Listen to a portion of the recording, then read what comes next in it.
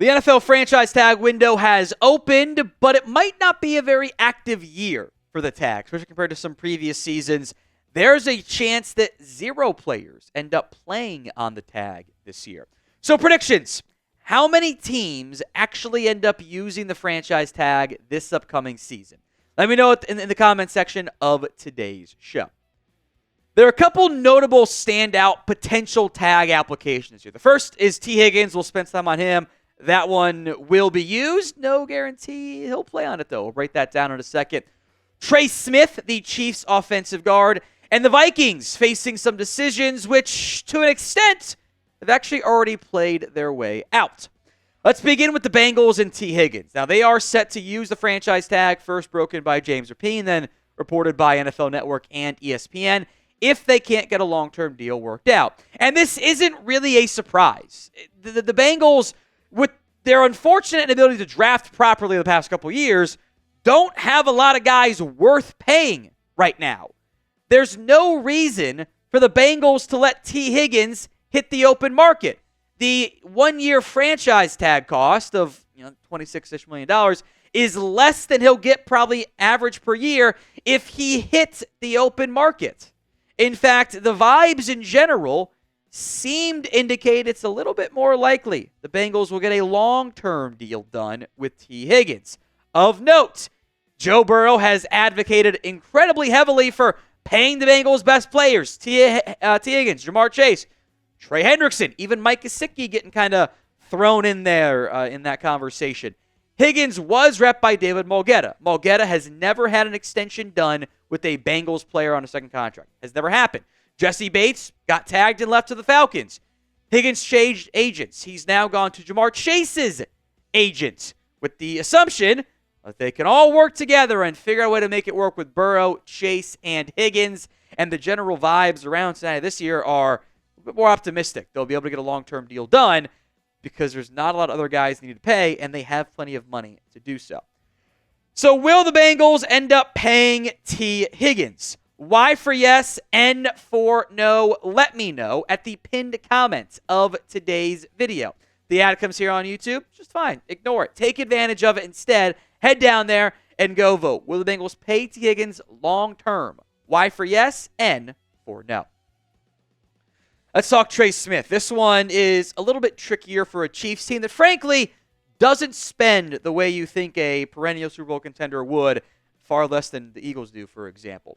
The Chiefs have the option to franchise tag Trey Smith if they want to, but it might be too expensive. Now, the highest paid offensive guard right now in football makes about $21 million per year. Smith is worth getting paid that, if not a little bit more. That's fine. The franchise tag, though, because the NFL kind of does it stupidly, is not just guards or centers. It is all offensive linemen, which really means it's tackles. You're paying him tackle money on the franchise tag, $25 million.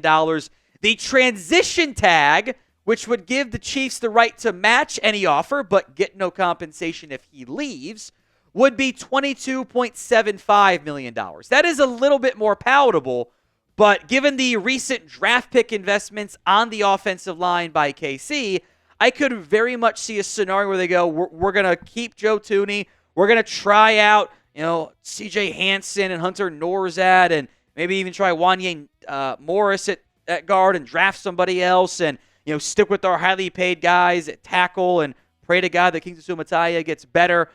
I think if Trey Smith hits the open market, it will be a bidding war.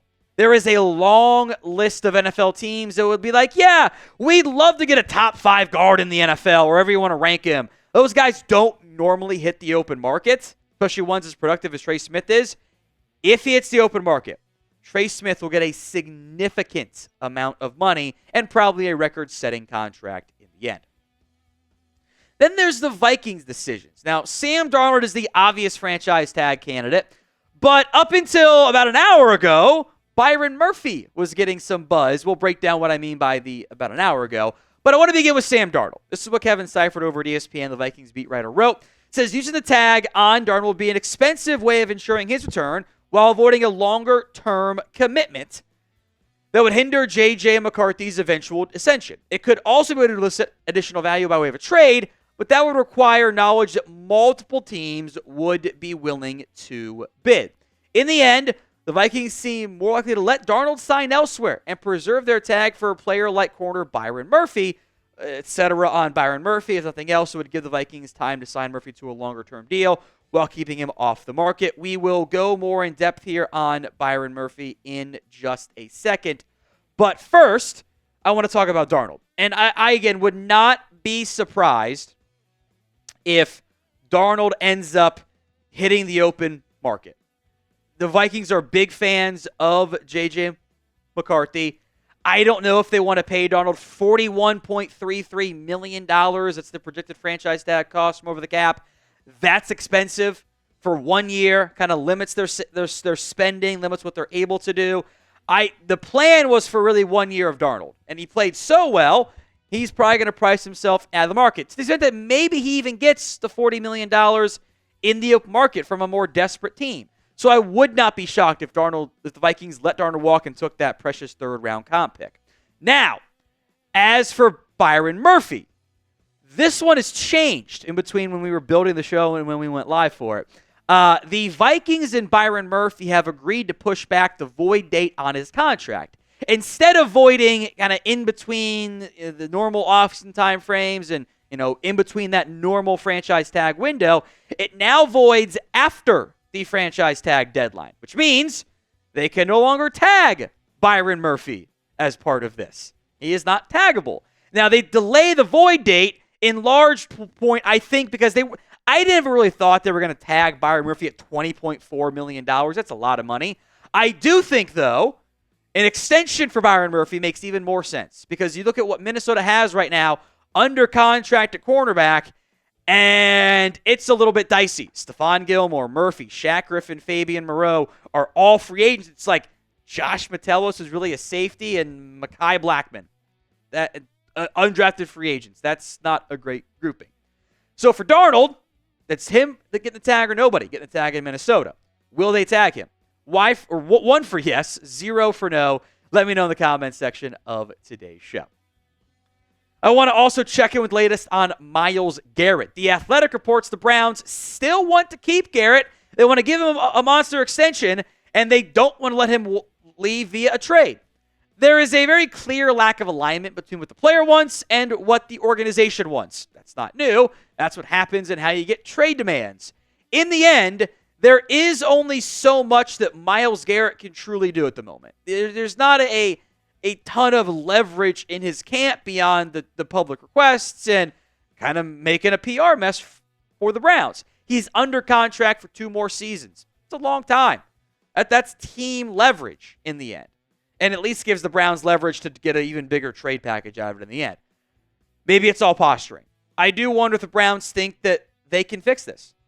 If they believe that they are able to rectify this, have a quick fix, and win now. The problem is, I think Myles Garrett has made it clear he wants to win, has looked at this quarterback market and gone, yeah, what's your quick fix? Kirk Cousins? You're hoping a rookie is instantly great? Possible, but dangerous, especially in this class. I don't know if that quick fix exists. And if they're not going to have the quick fix, and Myles is adamant, you trade away Myles Garrett, you're blowing it up. And you're probably, the issue is, signing pink slips for some key members of your front office and organization, and that's nothing that benefits them. So that's how you get this dichotomy of player wants out, team does not want it, and it's kind of a staring contest. And we'll see who blinks first. Today's show is made possible by Prize Picks, the best place to get real money sports action. With over 10 million members and billions of dollars in awarded winnings, Prize Picks has made daily fantasy sports accessible to all. You pick more or less on at least 2 players for a shot to win up to 1,000 times your cash. Run your game all season long on Prize Picks. They invented the flex play, which means you can still cash out if your lineup isn't perfect. You can double your money even if one of your picks does not hit, whether it is from a basketball perspective, got some hockey action going on with 4 nations and, of course, more hockey to come, or baseball. Season-long Prize Picks are available. I always do the flex play. Kind of cover me a little bit. I'm really good at the flex play, not so much on the all-or-nothing ones. It's available in more than 30 states, including California, Texas, Georgia, and Florida. Download the app today. Use code CLNS to get $50 instantly after you play your first $5 lineup. That's prizepicks.com/CLNS and use code CLNS to get $50 instantly after you play that first $5 lineup. Let's talk quarterbacks. Justin Fields and the Jets. ESPN's Jeremy Fowler reporting Fields and the Jets could have mutual interest in each other. Here's what Fowler reported on ESPN. They could have some interest. They like the idea of a dual threat QB. He's younger. I'm told Fields looked at that roster and sees some intrigue there too. They have some good young pieces like Garrett Wilson and a good defense. To be blunt, Justin Fields wants to start. That we should all know. So, of course, there's some interest in Justin Fields' side of it. He wants to play. Jets have no quarterback. Of course there's interest there. He'll have interest in any quarterback-needy team. And because of how quarterback-needy some teams are, there will be some semblance of interest, at least in Justin Fields. Now, we'll get to some issues here that he might run into in a second, but prediction time. Where do you think Justin Fields will sign in 2025? Let me know in the comments section of today's show. Now, Fowler claims Fields is going to be a pretty hot name and is open to return with the Steelers. He had a good experience there. The belief is Pittsburgh is open to that too, but Fields wants a clear runway to start a full season. He didn't get that last year. He would like to be the guy wherever he goes. I get why Fields wants that. That's understandable. I also get why there might not be a long list of NFL teams falling over themselves to make that happen.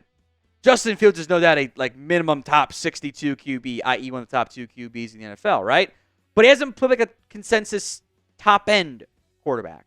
The bright side here for Justin Fields is, he's still only 25 years old. There are draft picks in this upcoming class who are as old as Justin Fields is. Not even kidding, by the way. But he hasn't emerged as the guy that I thought he was going to be coming out of Ohio State. Hand up, I thought he'd be better by now, and that hasn't really happened. Is he just going to end up being kind of a stopgap level quarterback, or can he get a chance and showcase more? And is Pittsburgh the spot he does that, or is it New York or somewhere else?